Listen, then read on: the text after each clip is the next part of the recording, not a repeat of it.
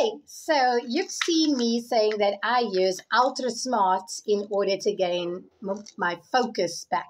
And now you're wondering, because some of you have asked, when is the best time to actually take this supplement? So they do suggest that you take 2 capsules after a meal prior to focusing period.